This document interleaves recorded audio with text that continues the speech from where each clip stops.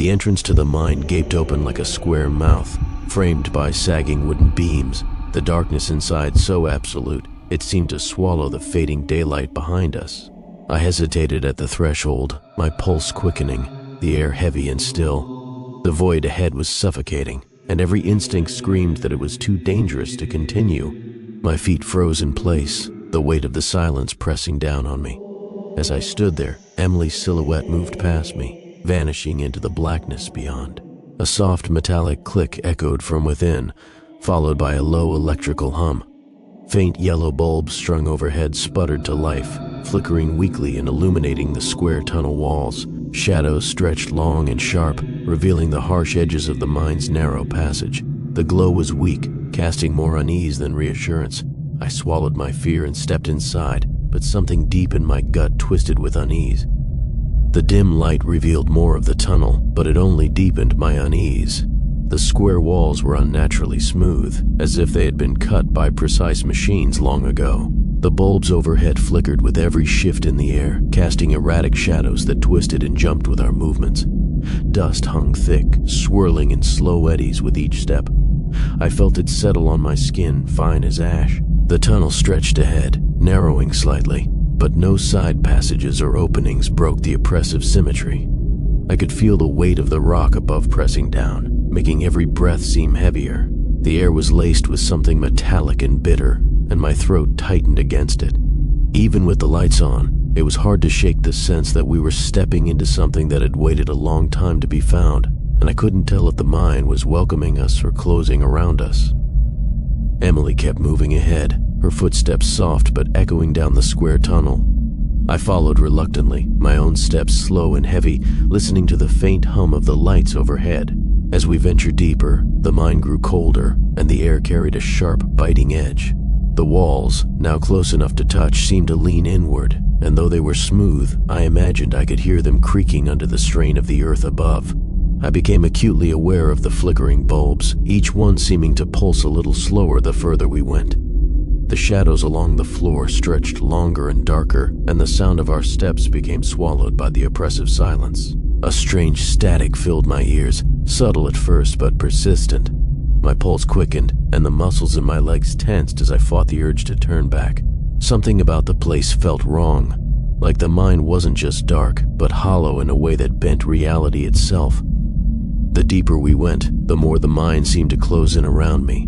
The square walls, cold and rough, suddenly felt alive, pulsing faintly beneath my fingertips, almost in time with my pounding heartbeat. The flickering bulbs overhead sputtered wildly, casting jagged, twisted shadows that moved like restless spirits trapped in the darkness. A low, constant hum thrummed through the stone and floor, vibrating deep into my bones, unsettling every part of me. My breaths grew shallow, coated with the metallic taste of something ancient and raw. Emily's figure vanished ahead in the weak glow, but I felt utterly isolated, swallowed by the oppressive silence pressing in from all sides. Then, from deep within the tunnel, a slow, rhythmic tapping began, soft but insistent, like a warning or a summons. Panic crawled beneath my skin, and I knew this wasn't just a mine anymore. It was a trap, and whatever lay in wait was waking. Emily's energy, once bright and eager, began to fade the further we went into the mine's depths. Then, without warning, she stopped and said she needed to pee, slipping quietly down a narrow side tunnel alone. I felt a surge of unease as I watched her vanish into the darkness, the stale air suddenly thick and heavy. Minutes ticked by, and when she finally reappeared, everything about her had shifted. Her steps were slow, hesitant, and her wide eyes darted nervously as if haunted by something invisible. The flickering light bulbs dimmed strangely whenever she came near, casting long, warped shadows that clung to the walls. Before I could say anything, her legs gave way, and she collapsed hard on the cold, dusty floor. Panic crashed through me as I dropped beside her, shaking her gently, begging her to wake. Her skin was icy cold, and the oppressive silence closed in tighter. I refused to lose her, not here, not now.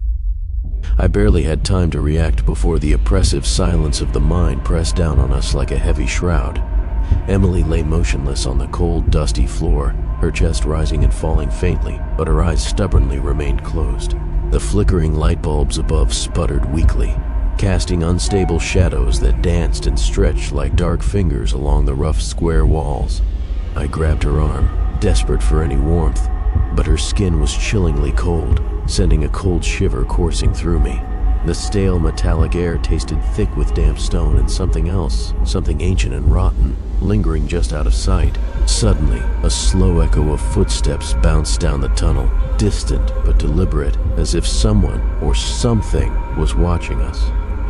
My heart pounded violently as I realized we were not alone. Panic surged, but I forced myself to stay calm, to stay with Emily, to find a way out, alive. I struggled to steady my breathing as the footsteps faded into a silence that felt heavier, almost suffocating in the stale, dusty air of the mine. Emily lay beside me, her body limp, skin icy cold to the touch, though her chest rose and fell faintly with shallow breaths. Carefully, I propped her up against the rough square wall, my hands trembling uncontrollably. The stale air around us was thick and suffocating, filled with the scent of damp earth, rust, and something far fouler, like decay buried deep for years, rotting unseen. The flickering light bulbs overhead barely stayed lit, casting unstable shadows that seemed to flicker and crawl along the mine walls like dark fingers. Every dark corner looked alive with movement just beyond my vision. My heart pounded fiercely as fear clawed at my chest. I gripped Emily's arm tightly, begging silently for her strength to return, praying we wouldn't be trapped down here forever, swallowed by endless darkness. The deeper we went into the mine, the darkness thickened like a suffocating blanket, pressing in from all sides and making each breath feel heavier than the last. Emily's fragile breathing grew more shallow, and her body felt colder beneath my trembling hands as I held her tight. Panic gnawed relentlessly at my chest, but I forced myself to keep moving forward, searching desperately for any sign of an exit. The flickering bulbs above threatened to fail completely, casting erratic, twisted shadows that crawled along the rough square walls like sinister creatures waiting in the dark. An eerie silence hung heavily in the air, broken only by the faint, irregular drip of water echoing through the tunnels, each drop a haunting reminder of our isolation. The mine felt alive, watching us with invisible eyes, waiting patiently for us to collapse and become just another secret buried in its depths. I clenched my jaw, determined not to give in. After what felt like an endless, desperate crawl through the suffocating darkness of the mine, a faint, flickering light appeared ahead, like a fragile beacon of hope piercing the shadows. Clutching Emily's lifeless body tightly, I pushed forward with every ounce of strength left in me, heart pounding so loudly it threatened to burst. The square tunnel finally opened to a collapsed exit where fresh, cold air rushed in, sharp and electric against my skin. I dragged Emily through the rubble, gasping for breath as relief surged through me like a tidal wave. She coughed weakly, her eyelids fluttering open, and I felt an overwhelming flood of gratitude. Though the mine's grip was broken, the dark memories of its oppressive silence, the twisted shadows, and the way it had changed Emily's spirit lingered like a curse. We were safe, for now, but I knew some part of that darkness would haunt us forever.